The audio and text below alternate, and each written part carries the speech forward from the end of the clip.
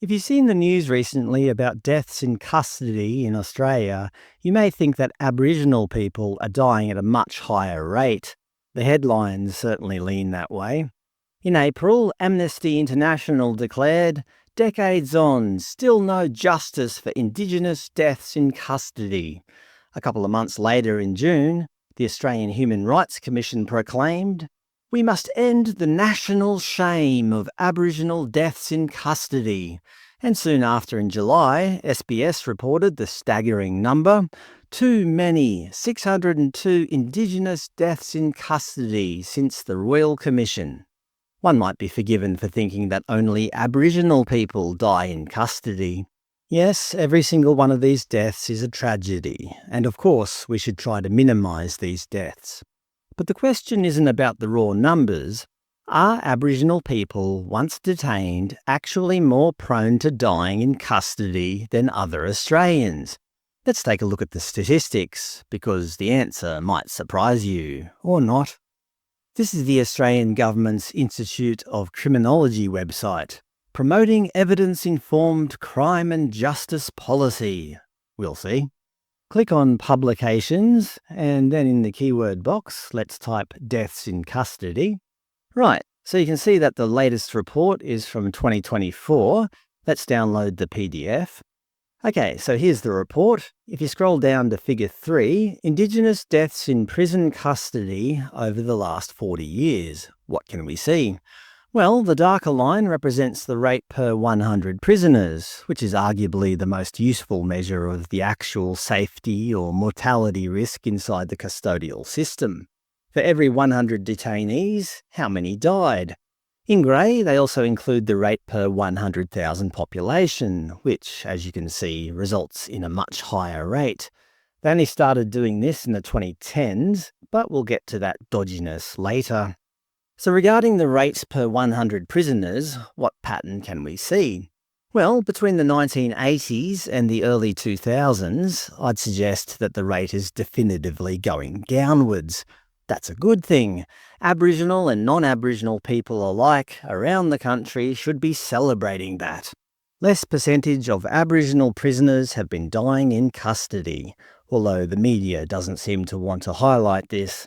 Since the early 2000s, the rate has been relatively steady. Now, if we scroll down to a completely different page, Figure 5, non-Indigenous deaths in prison custody over the same period of time, a similar pattern can be seen regarding the rate per 100 prisoners. Between the 1980s and the early 2000s, the rate headed downwards, and then after that, it remained relatively steady. But the question is, how does this compare with Aboriginal people? The fact that they've put it on a different page, in a different graph, makes it a little bit tricky, but I don't give up that easily. If we trace this steady line back to the rate per 100 prisoners, we can see that it's approximately 0.20 for non-Indigenous prisoners. Looking back at Figure 3 for Aboriginal people and doing the same, we can see their rate is approximately 0.13 or 0.12, significantly lower than the non-Indigenous rate of 0.20. Again, this is something to celebrate, at least for Aboriginal people. They're dying at a lesser rate in custody than their non-Indigenous counterparts. I mean, this is just a visual interpretation, but they've left me with no option. They could have put this data all on the one graph, but they chose not to. Why would that be? I'll let you mull on that. Well, they used to put this data together. Thank you to an eagle-eyed viewer who highlighted this. If we go back to the downloads page, only a few short years ago, 2022, they used to put the data on the same graph. Here's the report for deaths in custody 2021 to 22.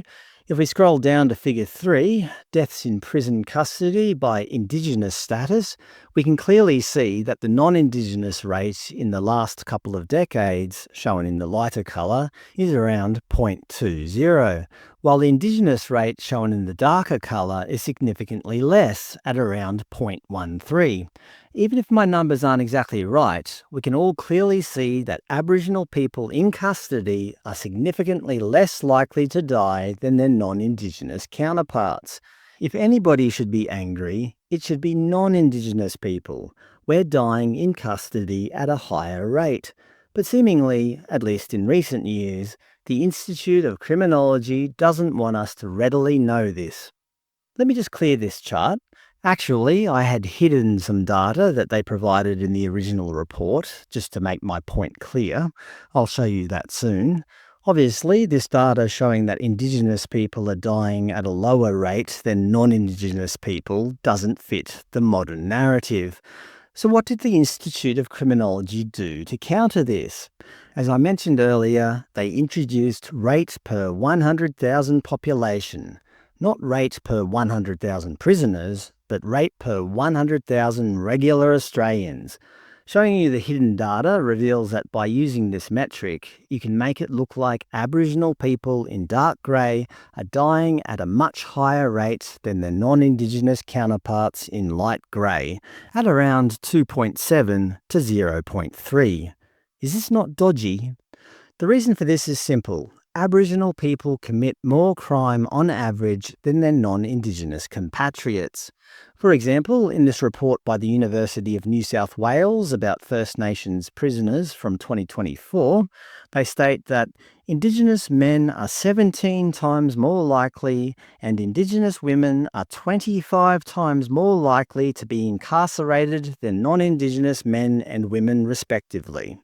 More Aboriginal criminals means more Aboriginal prisoners, which means more deaths in custody. The Institute of Criminology has found a way to make it look like they're dying at a much higher rate, when in fact, as we saw before in the latest data, per prisoner, it's actually the opposite. Therefore, we can only assume that police officers or prison guards are more likely to treat Aboriginal prisoners more carefully than the rest of us. I guess because they're scared of the political and social consequences of having an Aboriginal person die in their care. Anyway, they're the numbers. You can interpret them how you wish. But isn't it interesting how the media make us all feel that Aboriginal people are so at risk of dying in custody when in fact it's non-Indigenous people who have a greater chance of dying? Are we living in a topsy-turvy world?